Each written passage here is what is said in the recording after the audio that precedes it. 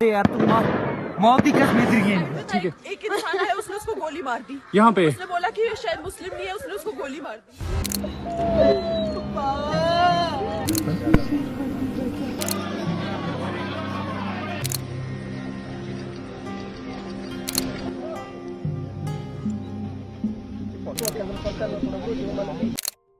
22 अप्रैल 2025 कश्मीर का शांत mini Switzerland जानलेवा आतंकी हमले की चपेट में आया। दक्षिण कश्मीर के पहलगाम में बैसरन घाटी, जिसे अपनी खूबसूरत पहाड़ियों और जंगलों के लिए मिनी स्विट्जरलैंड के रूप में जाना जाता है, 22 अप्रैल को आतंकी हमले की चपेट में आ गई। 6 हमलावरों ने पर्यटकों पर गोलियां चलाईं, जिसमें 26 लोग मारे गए और कई घायल हो गए। श्रीनगर एयरपोर्ट से सिर्फ 90 किलोमीटर दूर लिद्दर नदी और पवित्र अमरनाथ गुफा के पास स्थित यह शांत इलाका 2008 के मुंबई हमलों के बाद भारत के सबसे भीषण आतंकी हमले का स्थल बन गया। आइए देखते हैं असल में उन्होंने ऐसा आतंक को अंजाम कैसे दिया। ये खूबसूरत पर्यटन स्थल जो घने पाइन के जंगलों से घिरा और सिर्फ पैदल या घोड़े से पहुंचा जा सकता है, सुरक्षा के मामले में कमजोर था। सैनिकों जैसे वर्दी पहने और M4 कार्बाइन अब AK-4 साथ लिए इन हमलावरों ने पर्यटकों को निशाना बनाया। उन्होंने पीड़ितों से नाम और धर्म बताने को कहा। गवाहों ने बताया कि मुस्लिमों को अलग करने के लिए आतंकवादियों ने कलमा पढ़ने को कहा। मुस्लिमों को भागने दिया गया, जबकि बाकी लोगों, ज्यादातर हिंदू और ईसाई को 2 समूहों में बांट दिया गया। एक तरफ पुरुष, दूसरी तरफ महिलाएं और बच्चे। क्रूरता चरम पर पहुंची जब पुरुषों को इस्लामिक पहचान से जुड़े खतना की जांच के लिए जबरन पैंट उतारने को मजबूर किया गया और फिर उन्हें गोली मार दी गई। महिलाएं जो अब विधवा हो चुकी थीं और बच्चे जो पल भर में अनाथ हो गए, दया की गुहार लगाने लगे। एक टूटी हुई महिला ने आतंकवादियों से उसे भी मारने की मांग की,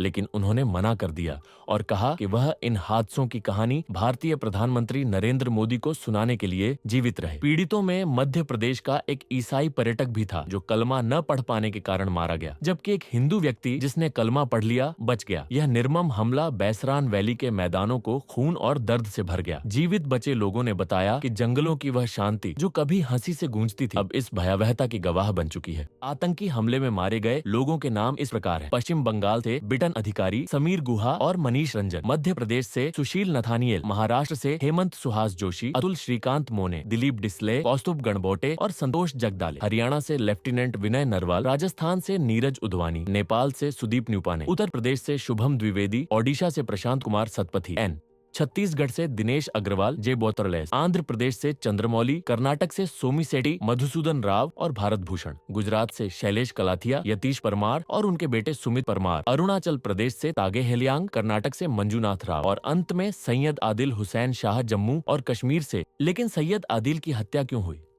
वह तो हिंदू भी नहीं था, बस एक मामूली 300 रुपए प्रतिदिन कमाने वाला पोनी राइडर था जो पहलगाम में पर्यटकों को घुमाता था। माँ बाप का इकलौता बेटा, घर का एकमात्र सहारा। उस दिन उसने सिर्फ एक गलती की, आतंकियों से लड़कर पर्यटकों को बचाने की कोशिश की। बंदूक छीनने लगा तो उन्होंने उसे नहीं छोड़ा, भले ही वह खुद मुस्लिम था। क्या यही है इंसानियत का अंजाम? इस आतंकी हमले की शुरुआती जिम्मेदारी द रेजिस्टेंस फ्रंट TRF ने ली थी।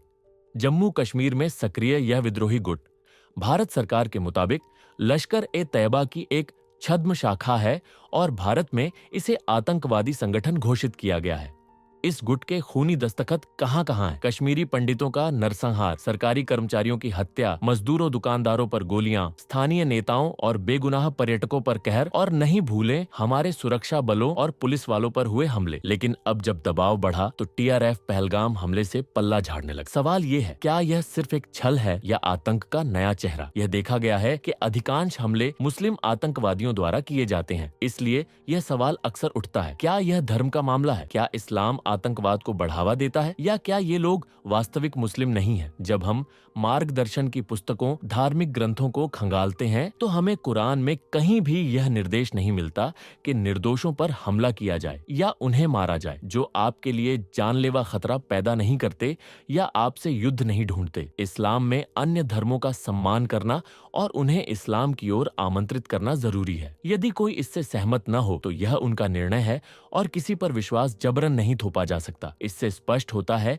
कि ये आतंकवादी जो मुस्लिम दिखाई देते हैं वास्तव में भ्रष्ट लोग हैं जो इस्लाम का मूल सिद्धांत तक नहीं मानते। अतः कहा जा सकता है कि आतंकवाद का इस्लाम में कोई स्थान नहीं है और उसका कोई धर्म नहीं होता। आइए देखते हैं कि हमारे प्रधानमंत्री इस हमले के बाद नागरिकों को क्या संदेश देते हैं। बिहार की धरती से मैं पूरी दुनिया से कहता हूं, भारत हर आतंकवादी को और उनके समर्थकों को पहचानेगा, ट्रैक करेगा और सजा देगा।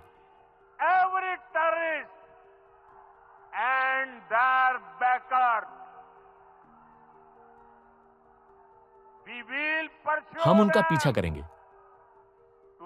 धरती के छोर तक। भारत की आत्मा को आतंकवाद द्वारा कभी नहीं तोड़ा जा सकेगा और आतंकवाद बिना सजा के नहीं जाएगा। न्याय सुनिश्चित करने के लिए हर संभव प्रयास किया जाएगा। लेकिन आप सोच रहे होंगे कि मोदी जी बिहार में क्या कर रहे हैं? हमले के 48 घंटे के भीतर ही मोदी जी नीतीश यादव के साथ रैली करने के लिए बिहार आ गए, जबकि पूरा देश हमले के पीड़ितों के लिए शोक मना रहा था। ध्यान रहे, 2008 के बाद से यह दूसरा सबसे बड़ा हमला था और हमारी सरकार ने मृतकों के परिवारों से संपर्क करने या उन्हें कुछ मुआवजा देने की जरूरत महसूस नहीं की। कोई जीते या मारे, उनको अपना प्रचार, अपना चुनाव और अपना वोट बैंक प्यारा है। यहाँ सवाल यह उठता है कि आखिर क्यों ऐसे पर्यटन स्थल पर कोई सुरक्षा नहीं थी जहां कुछ भी गलत होने की पूरी संभावना थी। और ये पहली बार नहीं है और शायद आखिरी बार भी नहीं होगा जब निर्दोष लोगों की जान गई हो। यहाँ आप वेनेजुएला जैसे अपराधों का अनुभव करने के लिए अमेरिका जैसे टैक्स का भुगतान करते हैं। 2014 से भारत में इस क्षेत्र में व्यापक रूप से 30 से अधिक आतंकवादी हमले हुए हैं, लेकिन पाकिस्तान समर्थित आतंकवादियों के खिलाफ कोई उचित कार्रवाई नहीं की गई है। 2025 के पहलगाम हमले के बाद की गई कार्रवाइयों में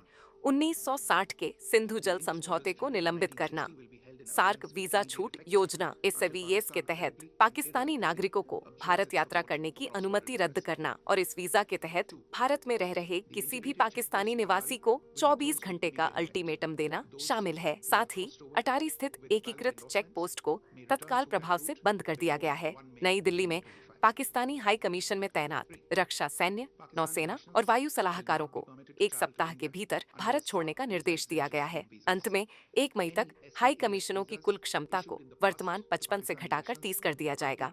डूबती अर्थव्यवस्था, महंगाई, देश पर लगातार हो रहे आतंकी हमले, भ्रष्टाचार, सेना में जवानों की कमी, ये सब मौजूदा सरकार की नाकामियों को उजागर करते हैं। लेकिन फिर भी कुछ लोग अंधे बने हुए हैं और इनके खिलाफ आवाज उठाने से कतराते हैं। हमारे नेता वास्तव में हमारी परवाह नहीं करते और वे मीडिया के साथ मिलकर देश को हिंदू और मुसलमान में बांटने तथा आपस में नफरत फैलाने में लगे हैं। सैयद आदिल की कुर्बानी के बारे में आपने कितनी बार सुना? क्या उन्हें पर्याप्त सम्मान मिला? क्या उनके परिवार को मुआवजा दिया गया? इसी तरह एक वायरल वीडियो में जोड़े को छुट्टियां मनाते दिखाया गया, जबकि खबरों में दावा किया गया कि वे हमले में मारे गए। They are alive, of course, क्योंकि हम उस इंसिडेंट में नहीं थे।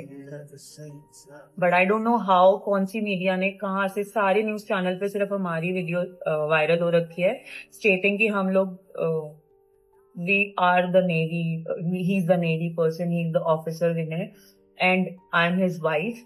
Technically it's just the video which states. आतंकी हमले के बाद देश भर में कई ऐसी घटनाएं सामने आई हैं जहां मुसलमानों को सिर्फ इसलिए प्रताड़ित किया जा रहा है क्योंकि वह आतंकवादी मुसलमान था। मैं देश से एक सीधा सवाल पूछना चाहता हूं, क्या सभी मुसलमान आतंकवादी हैं? जिस दोस्त के साथ आप रोज शाम को गप्पे मारते हैं, क्या वह भी आतंकवादी है? ठीक वैसे ही क्या सभी हिंदू मस्जिद के बाहर जाकर जय श्री राम के नारे लगाते हैं या गुंडों की तरह मुसलमानों को घेर कर उन्हें नारे लगाने के लिए शर्मिंदा करते हैं? जवाब है नहीं। हर कोई एक जैसा नहीं होता। हमें मीडिया की सनसनीखेज बातों से प्रभावित नहीं होना चाहिए। धार्मिक कट्टरवाद देश को खोखला करने वाला एक विष है। ये समुदायों में फूट, हिंसा और असमानता फैलाता है, बुनियादी अधिकारों को कुचलता है, लोकतंत्र को कमजोर करता है और अर्थव्यवस्था को धीमा करता है। वैश्विक स्तर पर अलगाव और आतंकवाद को बढ़ावा देता है। इसका समाधान सहिष्णुता, शिक्षा, संवाद, अधिकारों की रक्षा करें, कट्टरता को नकारें, शांति और प्रगति के लिए आगे बढ़ें।